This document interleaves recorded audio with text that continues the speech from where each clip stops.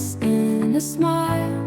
Love and compassion hand in hand. Forgiveness helps us understand. Infinite threads weaving hearts together, even miles apart.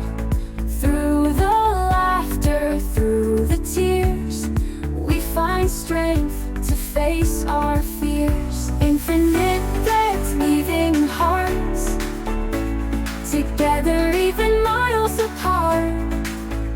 Through the laughter, through the tears, we find strength to face our fears. Hello again, friends, and welcome back to Infinite Threads. I'm Bob, and I hope you had a restful and joyful weekend. Mondays can feel like a reset button, you know? Another chance to begin again, to set new intentions and to reconnect with the things that matter most. Last week, we explored the idea of love as something infinite, something beyond labels, beyond judgment, and on Freeform Friday, we reflected on the threads we've woven together so far. Today, I want to take that a step further and talk about something that is at the heart of love. And what that is, that's empathy. Empathy is one of those words we hear all the time, but what does it really mean? And more importantly, how do we practice it in a world that often feels divided, busy, and disconnected? That's what we're going to explore today. I think of empathy as the bridge between hearts. It's the ability to step outside of ourselves for a moment and truly feel with another person. It's not just understanding someone's pain or experience, it's feeling it, even if only in a small way.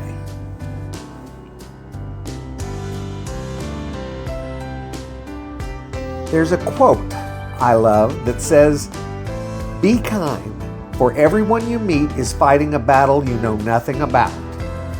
And that's what empathy invites us to do, to assume that beneath the surface, every person we encounter is carrying something unseen. But here's the thing. Empathy isn't just something we have.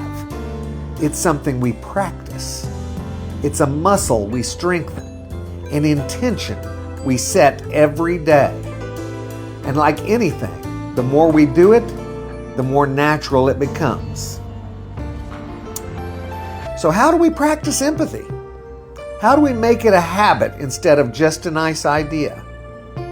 Well, one simple but powerful way is active listening. Too often when someone is speaking, we're not really listening. We're just waiting for our turn to talk. I'm guilty of that a lot myself. True empathy means listening to understand, not just to respond. It means being present, putting away distractions, and really hearing the emotions behind someone's words.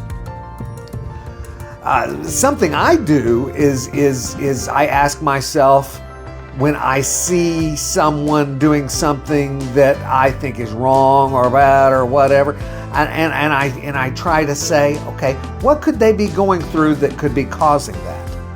That's something I use every day. Actually, when I'm driving, I use that a lot to make sense of other people's actions that irritate me.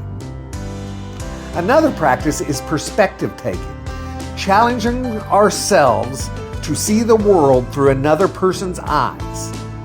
When someone reacts in a way that confuses or frustrates us, instead of immediately judging, we can ask, what might they be going through? Like I was just talking about. What might have shaped their response? Even if we never know the full story, just asking the question shifts our mindset from judgment to curiosity. And then there's the power of small gestures. Empathy isn't always about deep conversations or grand acts. It's often in the little things.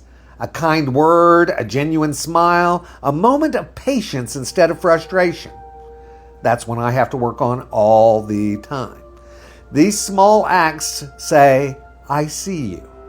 You matter. And sometimes that's all a person needs to feel less alone. Now let's be honest. Practicing empathy isn't always easy. Sometimes people hurt us. Sometimes we're exhausted, overwhelmed, or struggling with our own emotions. And that's okay. Empathy doesn't mean we let people walk all over us. And it doesn't mean we have to fix everything. It simply means that we make space for understanding. Even when we don't agree. Even when we don't fully comprehend someone else's choices. One thing that helps me when empathy feels hard is remembering that everyone was once a child. We've talked about this before. No matter who they are now, they started out innocent, full of possibility. That doesn't excuse harmful behavior, but it helps me remember that no one is only their worst moments. Let me say that again. No one is only their worst moments. So as you go about your day, I want to offer you a small challenge. Find one moment to practice empathy. Maybe it's truly listening to a coworker or loved one. Maybe it's giving someone the benefit of the doubt. Maybe it's just offering kindness to a stranger.